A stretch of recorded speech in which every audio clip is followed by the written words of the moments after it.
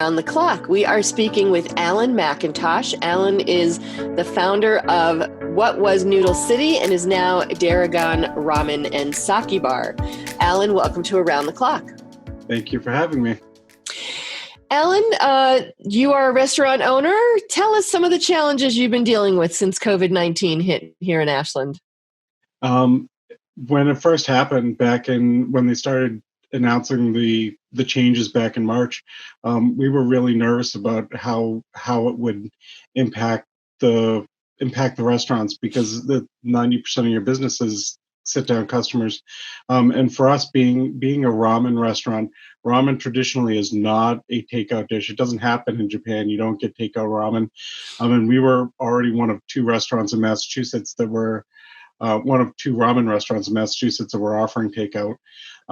So it was a little bit easier for us to transition to being completely takeout, but it was still some challenges involved, especially with the idea of COVID-19 being such a contagious virus and having to remain open. We had to figure out the best way to protect the customers and the staff so that we could continue to operate. Because with this particular disease, if one person in the restaurant becomes sick, the whole restaurant gets shut down, and that's it. So it's very nerve-wracking. You have to take a lot of precautions to protect everybody. But we switched to a complete takeout model, and we stayed fairly busy through the past couple of months. It took some marketing changes and everything, and you want to keep things fresh, doing specials. We also transitioned our takeout and started offering something called ramen kits for our customers that travel, that are coming in from like half an hour or more away. Regular ramen doesn't work, because by the time they're going to get home, the noodles are going to be soggy, the food's going to not be as great. So the ramen kits essentially allow people to get whichever ramen they want, and we separate everything, and it's all raw ingredients. So it comes with step-by-step instructions. So when people get home, within 5 to 7 minutes, they can take and prepare the whole ramen, and it's fresh just as if you would get it in the restaurant. I've noticed those kits. What made you decide to do that, other than just keeping it fresh?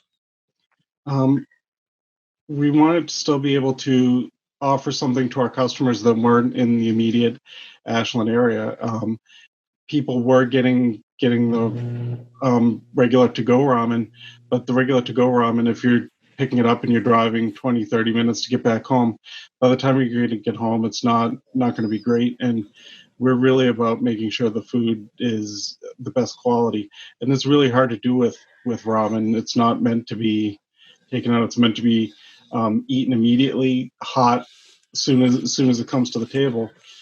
So by doing the ramen kits, people are getting a much better quality product, and they can buy 2 or 3 and have them for a couple of days at home. Nice. How many employees have you been able to keep on during all of this, Alan? We furloughed or laid off about 5 people, but we also ended up having to be able to stay open and keep the staff we had. We had to implement some pay cuts and schedule cuts, which the staff were okay with. We just recently found out within the past couple of days for securing PPP, so we're going to be going back to our full schedule with full staff. Congratulations! Great, thank you.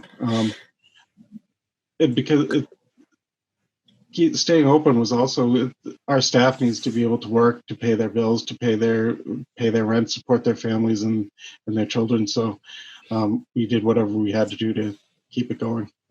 Now, other than the ramen kits, are there other provisions that you're offering to the public?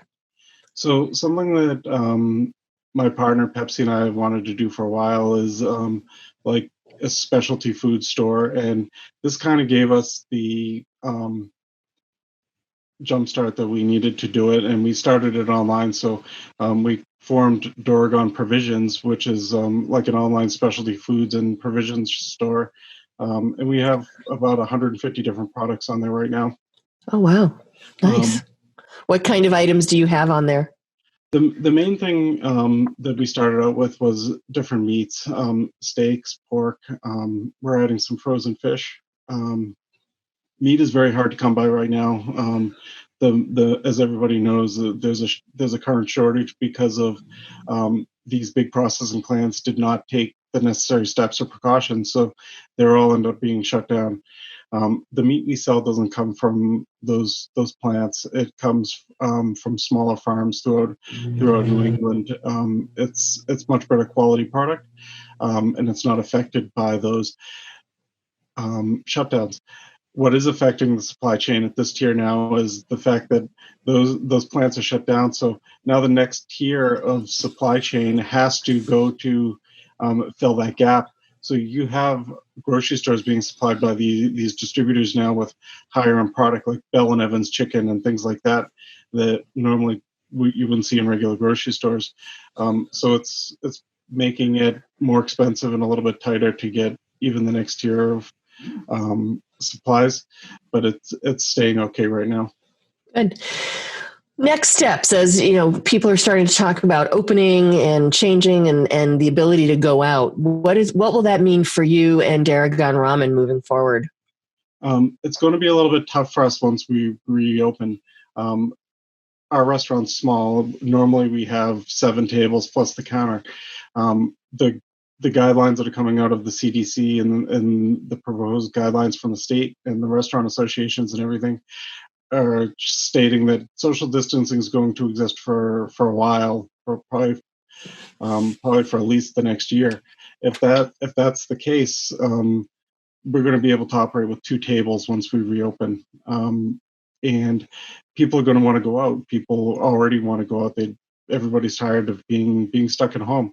So it's really going to impact our business if we're only able to operate with 2 tables. Mm. We'll have to keep encouraging people to come get their takeout. Yep. Well, Alan, thank you for talking about how you have adapted your business to what is going on. Everyone I talk to loves your noodles, loves your food. I'm glad here at Around the Clock we were able to share your ribbon cutting and opening. And I think you have been a real nice addition to the Ashland community. I also think you are a big supporter of things in Ashland. So I'm hoping we can get our viewers to continue supporting you and your business. Thank you so much. Thanks for coming on Around the Clock. Stay safe, stay healthy, and I'm sure at some point we'll see you soon for more noodles. Thanks. Talk to you soon. Take care, Alan.